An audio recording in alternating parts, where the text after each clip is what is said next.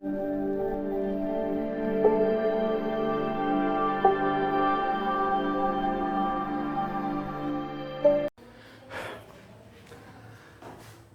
again, welcome in my YouTube channel Vidyasagar Gurukul, and I am your teacher, your English teacher, Sanjeev Ranjan.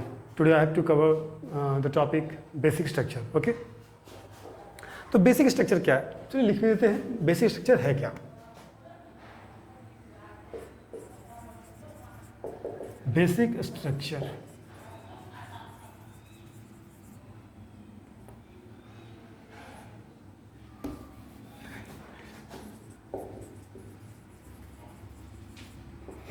क्या है? Basic structure देखिए, basic structure का पहला चीज structure समझिए। Structure किसको कहते हैं? बनावट। किसी भी चीज़ों की एक अपनी एक बनावट होती है।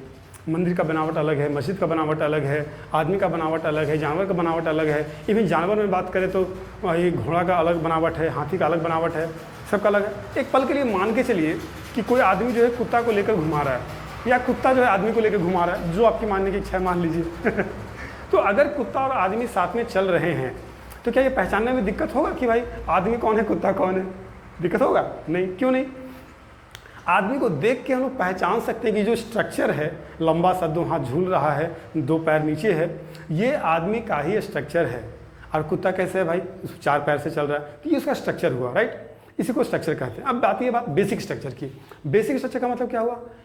हम लोग कुछ भी बना दें, चीज़ों को मॉडलाइज कर दें, बट जो बेस होता है वो सेम रहता है। जैसे वंस अगेन हम गाड़ी के एग्जाम्पल पे भी आते हैं, तो गाड़ी के एग्जाम्पल में दो चक्का, ब्रेक, गियर, ये सब होना जरूरी है। अब उसमें कोई सिंगल सीटर बना दे, डबल सीटर बना दे, उसका पावर बढ़ा दे, सब चीज़ बढ़ा सकता है, बट क्या गाड़ी का मॉडल चेंज कर देगा? क्या वो दो चक्का को चार चक्का कर देगा? चार चक्का कर तो सकता है, बट वो बाइक से कार में आ जाएगा। हाँ, फिर उनके बारे में नहीं कहेंगे, जो दिव्यांग लोग हैं वो लोग चलाते हैं तो उनके पास चार चक्का होता है, तो वो अलग चीज़ है, बट हम एक जनरल वे में बात कर रहे हैं। ठीक है, तो जनरल वे में क्या है? बेसिक चीज़ हम सब बेस में इंक्लूडेड रहती है। हम लोग उसके बाद उसमें जो भी चेंजेस लाना चाहें लाते हैं, लेकिन चीज़ वो बेस वाला ही रहता है।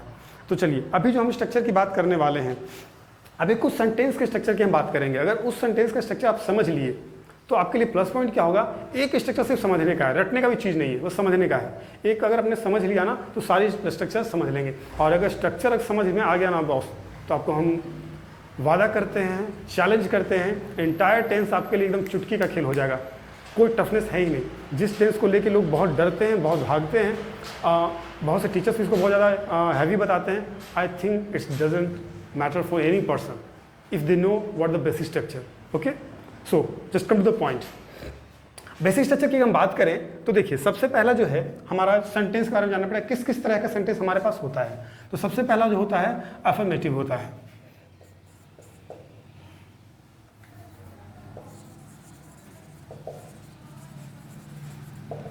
ठीक है,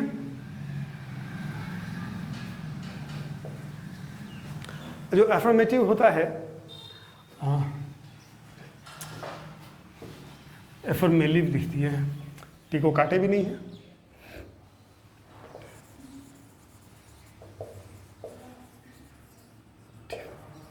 अफर्मेटिव है। फिर होता है नेगेटिव। देखिए, अफर्मेटिव को जो है हम लोग शॉर्टकट में प्लस भी से डिनोट करते हैं, मतलब उसको हम कह सकते हैं कि ये पॉजिटिव है। क्या है? पॉजिटिव। फिर आता है नेगेटिव, इसको हम लोग डिनोट करते हैं माइनस भी से। फिर आएगा हमारा इंटरोगेटिव,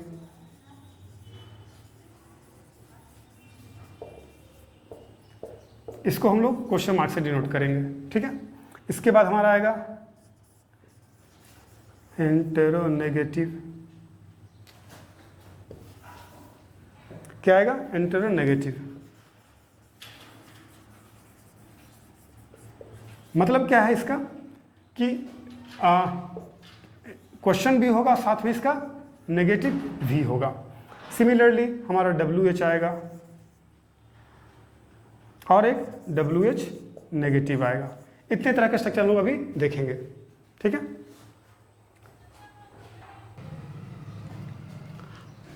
तो यहाँ तक क्लियर है। तो अब यही हम लोग को देखना है। अच्छा, इंटरो नेगेटिव में जो है चलेगा, बट इसमें थोड़ा सा यहाँ बीच में डैश देते हो, क्योंकि इंटरो अलग है, नेगेटिव अलग है।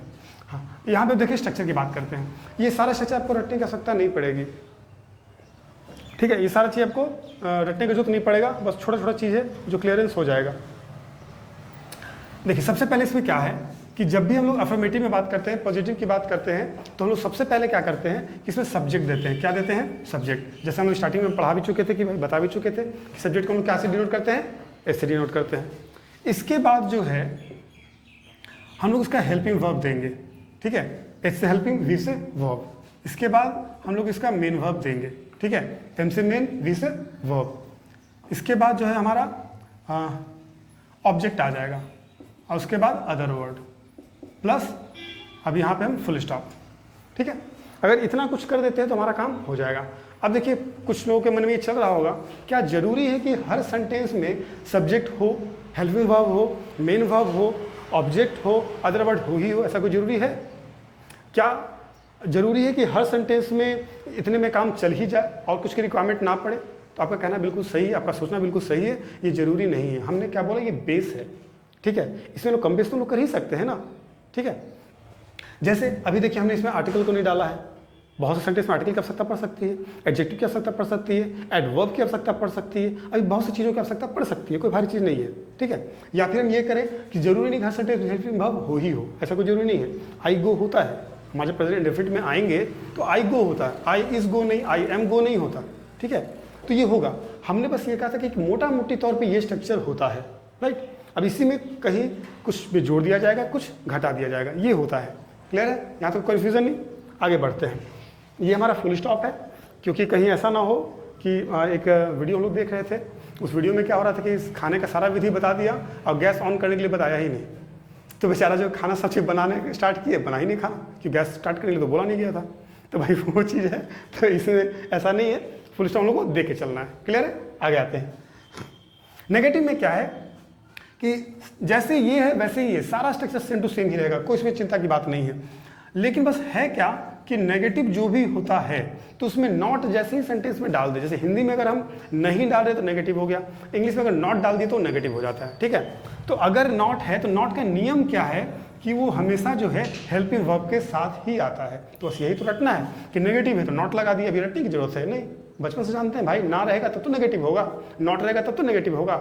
समझना क्या है, रटना नहीं, समझना क्या है, नॉट को प्लेस कहाँ करना है, नॉट को रखना कहाँ है। तो नॉट को कहाँ रखना है? हेल्पिंग वर्ब के बगल में, बाकी सब चीज़ सारा का सारा चीज़ सेम टू सेम उतार दीजिए। अब आप ही बताइए इसमें क्या रटने की आवश्यकता पड़ी? कुछ पड़ी? कोई आवश्यकता नहीं है रटने की, इंग्लिश रटने के लिए बना ही नहीं है, ठीक है, सेम टू सेम सारा उतार दीजिए। अब आते हैं इंटरोगेटिव। इंटरोगेटिव में क्या है, बस थोड़ा सा याद रखना है कि बस हेल्पिंग वर्ब जो है ना वो आगे शिफ्ट हो जाता है, ठीक है। सिर्फ शिफ्टिंग को याद करना है, किसको कहाँ शिफ्ट करना है। अब भाई हम लोग अब जाएंगे मुंह धोने, तो इतना तो याद रखना पड़ेगा ना कि जो ब्रश है हमारा दांत का शिफ्ट करना है, कहीं और शिफ्ट नहीं कर देना है, तो इतना बस याद रखना है।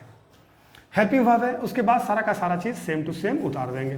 देखिए यहाँ पे एस यू बी इसलिए यूज़ किए हैं कि भाई कन्फ्यूजन ना हो जाए, एस क्या दिए हैं, छोटा एस, ठीक है, प्लस बाकी सारा का सारा उतार दीजिए।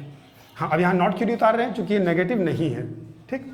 तो यहाँ पे डायरेक्ट आएगा हमारा main verb plus object plus other word plus अब यहाँ पे हम लोग साइन ऑफ इंट्रोगेशन या फिर क्वेश्चन मार्क कह सकते हैं, वो हम लोग दे देंगे। अब नेगेटिव में आएगा तो क्या होगा?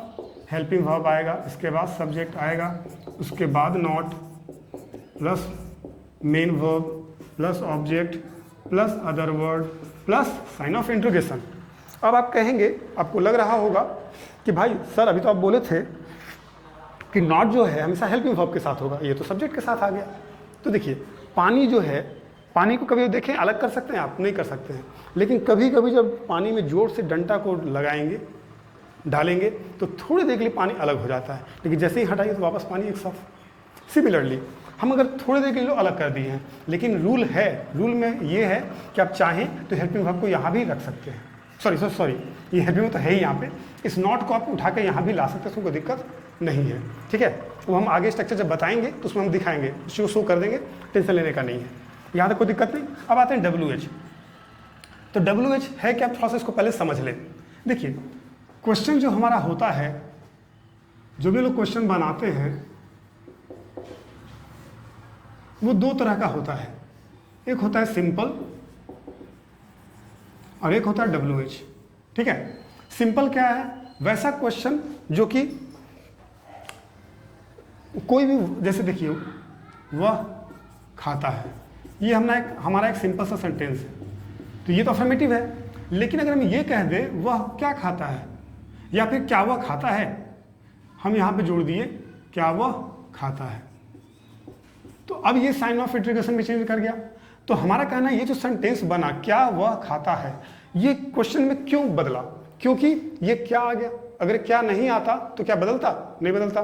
तो इसीलिए ये क्या ही वो वर्ड है जिसकी वजह से बना है, तो ये क्या पे हमको गौर करना पड़ेगा। सिंपल है कि WH है। अगर वो जो क्वेश्चन जिस शब्द से बन रहा हो, अगर उसमें क्या हो और वो स्टार्टिंग में आया हो, तो मेरा सिंपल क्वेश्चन कहलाता है। क्या कहलाता है? सिंपल क्वेश्चन कहलाता है। लेकिन यही क्या अगर बीच में आ जाए, जिससे इसका क्या बनाएंगे, क्या वह खाता है,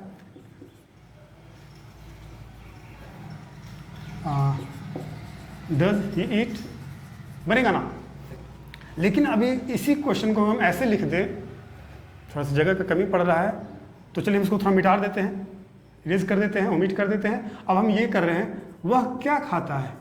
देखिए क्या यहाँ भी था, क्या यहाँ भी है, लेकिन फ़र्क क्या आ गया, वहाँ जो क्या था मेरा वो उसके लिए हम डज दिए। देखिए जब मेरा यहाँ पे आएगा तो हम क्या करेंगे, अब आएगा व्हाट डज ही ईट।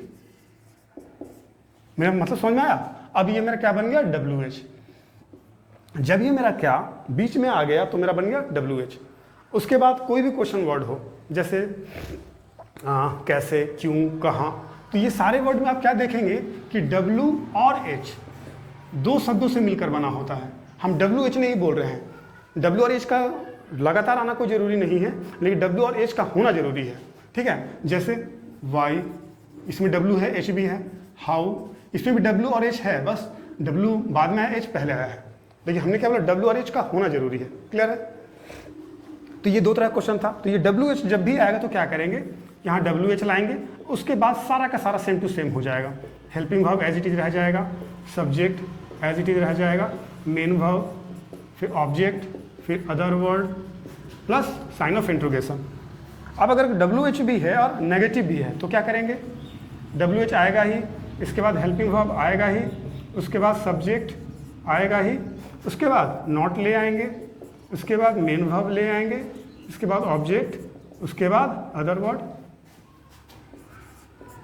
उसके बाद साइन ऑफ इंट्रोगेशन। ठीक है, यही इतना स्ट्रक्चर है। देखिए इस स्ट्रक्चर में हम बस यही कहना चाहेंगे, इसमें कहीं कोई रटने की आवश्यकता नहीं है।